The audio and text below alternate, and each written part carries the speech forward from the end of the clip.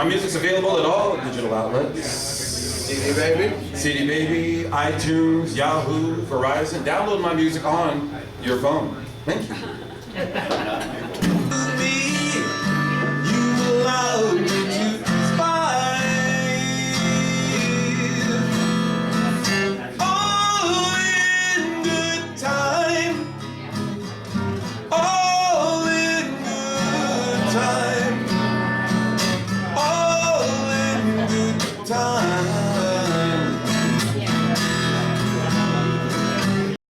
So how long have you been playing in Sacramento?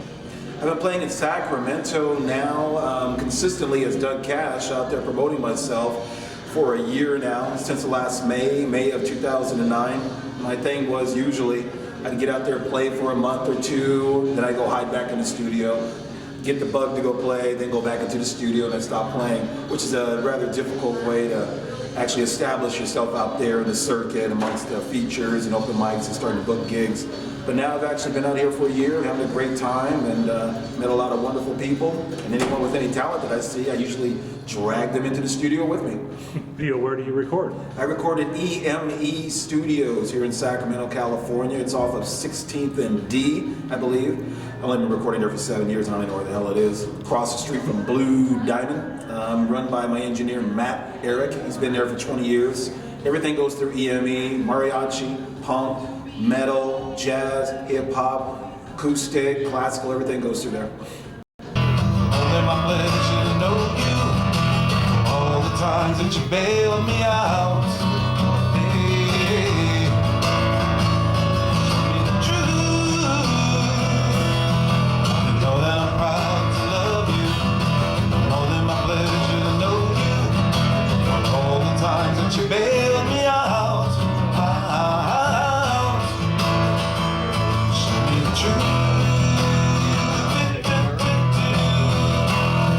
You recording there, do you have anything new coming out? Yes, well, I just released a CD called For All the Times. It's an EP, 6 songs, a precursor to the long form release, which will be out probably in January, called Long Island. And I'm promoting it right now, playing at different venues. Got a gig coming up at Sheraton, another one coming up at Fox and Goose. And I'm also going to be buying some on-air ad space at K-Hits 92.1 to help boost the sales and my digital distribution at iTunes and CD Baby and Facebook, where you can find Doug Cash and all my music. Hello.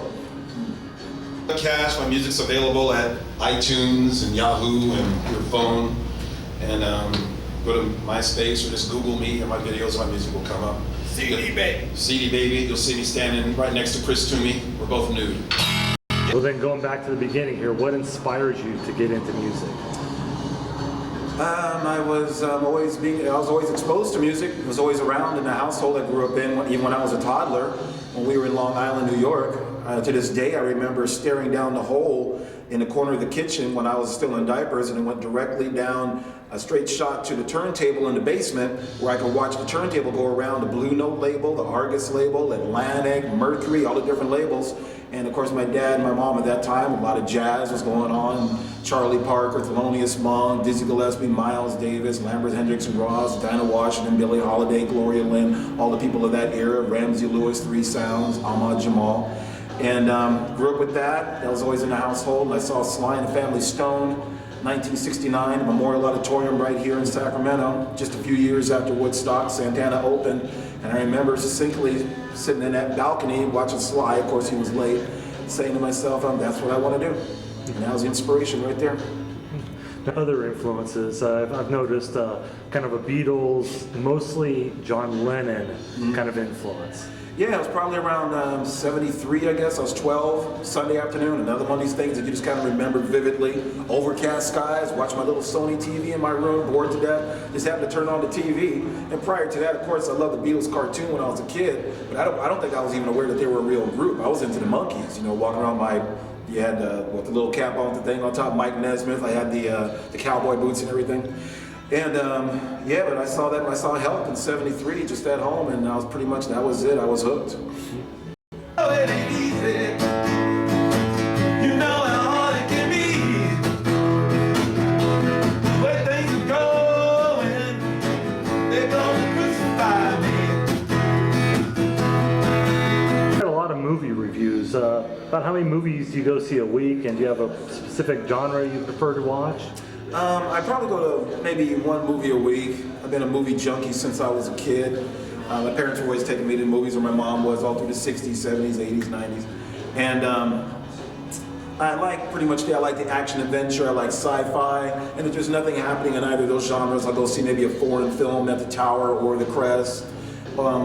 I'm not much into the chick flick thing where it's a lot of romance and sensitivity and anything like that. I like something that has really a dry sense of humor. My favorite films growing up, well, not growing up because I wasn't around during the time of The Big Sleep and Maltese Falcon and things like that, but Humphrey Bogart's always been one of my favorite when I was a kid. I saw things like Patton and Serpico and Across 110th Street, and those are some of my favorite films growing up. I like action adventure, and I like crisp dialogue with a lot of thought and imagination behind it. Imagination's always the key. That's why I'm probably such a big John Lennon fan. I have quite a few political blogs, and they obviously come right from the heart.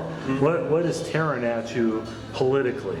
Politically, well, I was a person that when I was younger, was voting for people like Jimmy Carter and Jesse Jackson, but the programs of people like Lyndon Johnson, the Great Society, which was the window dressing, and I don't really think that he was ill-intentioned, but people like Patrick Moynihan, one of the last true Democrats back in '65, he must have had a crystal ball because he was warning, you can see it on Meet the Press, and I'm paraphrasing, he was saying the proposals by the Johnson administration with the Great Society and the war on poverty, which became the welfare state and gave us the entitlement culture that we have today. He warned that potentially it could set back all the gains the American Negro had made since Reconstruction.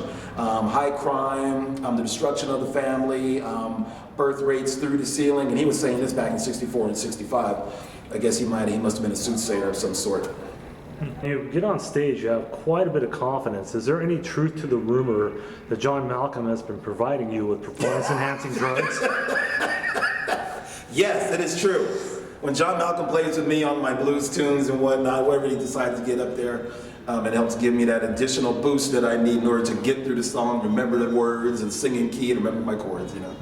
But it's just a matter of having been on stage off and on for 30 years now and being in a lot of different bands, metal bands, acoustic bands, jazz groups, funk fusion groups, whatever. And just having a lot of experience playing in LA for 10 years, Sacramento for 10 years, and all around. And it's just a lot of fun just to get up there with an acoustic guitar, which is always still my favorite thing, even though I play bass, rhythm, and lead. Nothing like a nice, warm sound of an acoustic guitar just to reach the people. And you can get a couple hundred people in the palm of your hand with nothing more than a microphone and an acoustic guitar. Yeah, make it something. Lord, I'm doing something wrong. Oh, you know, it's only gonna get better.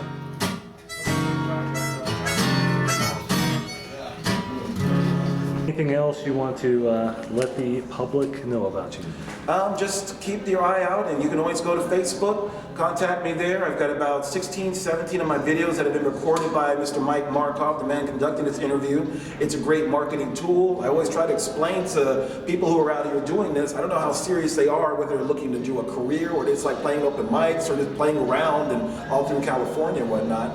But marketing is 75% of what we do. Without the marketing, you can have Facebook just to talk to your friends and your family, or you can use it as a marketing tool for club owners, managers, anybody you're trying to reach to get your career to that next level. And that's why I'm getting ready to hire some on-air advertising, so I'll be able to hear my music on the air, and people will say, and you can find Doug Cash at CD Baby, iTunes, Facebook, people will go there. And the goal is to keep that ongoing and see what the response is and to take that to the next level, juice my iTunes, make more money, and eventually stop working part-time and just make money through the music, finally.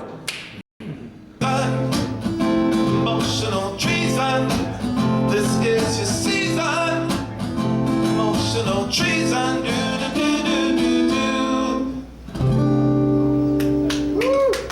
Thank you, my name's Doug Cash.